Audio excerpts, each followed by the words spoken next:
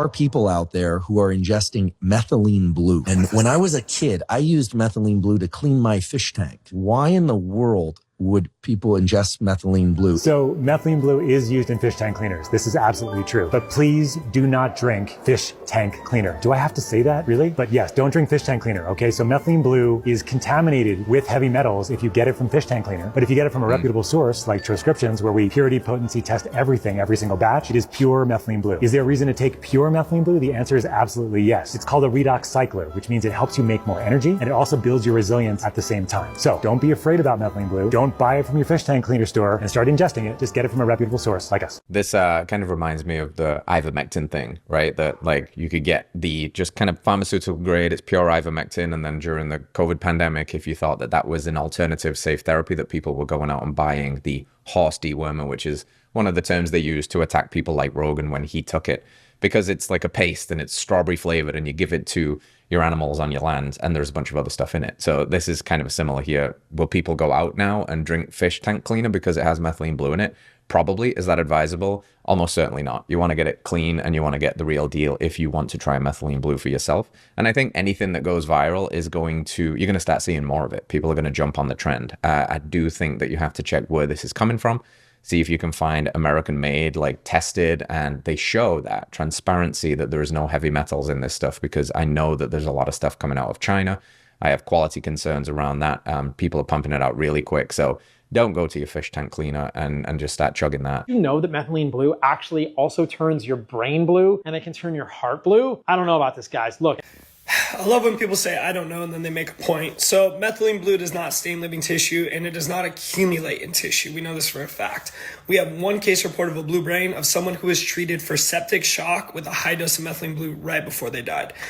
Everyone in World War I who was in the Navy took methylene blue. I know a lot of people died in World War I, and we have 0 case reports of blue organs from people who got blown up left and right. If that point is true, by the way, of like, we've only got 1 case report of the blue brain, it was like right before death, a high dose, septic shock, there's like and there's only 1, then that is a little bit of cherry picking. And you know, this interesting point. Firstly, why were all of these Navy soldiers taking methylene blue in World War I? They were clearly doing it for some reason.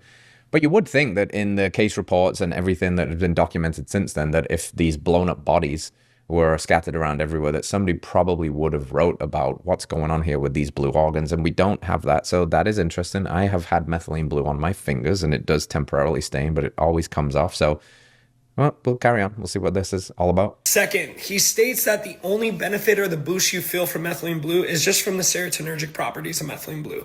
I didn't know serotonergic properties include improved in cognition, short-term memory, long-term memory, focus, defense against age-related decline in neurocognition, and protection of neurons against traumatic brain injury or concussions, including the healing times being sped up. That's a pretty fair pushback. Serotonin and modulating the serotonin pathway is mostly about mood. There's other things that are definitely neurological. The healing of the brain, the focus, the memory. I mean, the brain is complex and these pathways certainly cross over.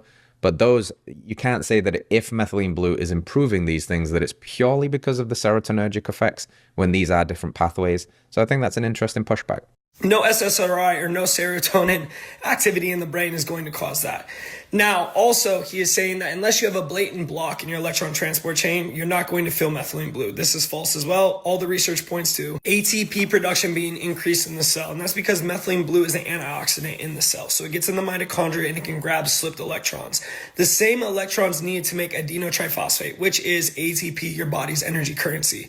Now, if you do have a blatant block like cyanide poisoning, it will get in and it can reverse that poisoning inside the cell and fix the mitochondrial respiration, but it also is known to help people who seemingly are healthy improve that by improving oxidative phosphorylation, reversing the Warburg effect, which is also prominent in cancer cells. So methylene blue will help you even if you don't have a blatant block. I mean, the research is pretty clear there, just because it is at its core an antioxidant, which is the same exact thing as vitamin C. But it doesn't work for just the immune system, it works for your energy system as well.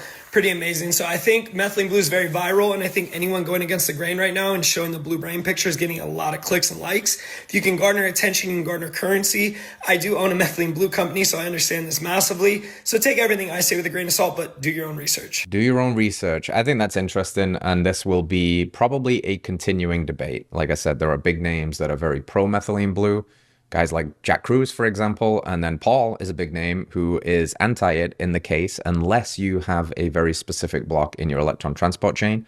What Vance is proposing here is that that's not true, that in all of these cases, it improves mitochondrial function and the production of ATP. And if that is the case, then isn't that what we're all trying to do? Everything we do, pick a trend. Red light therapy. What is it at when it comes down to just brass taxes? It's trying to produce ATP. What are we trying to do with metabolism? Trying to produce ATP.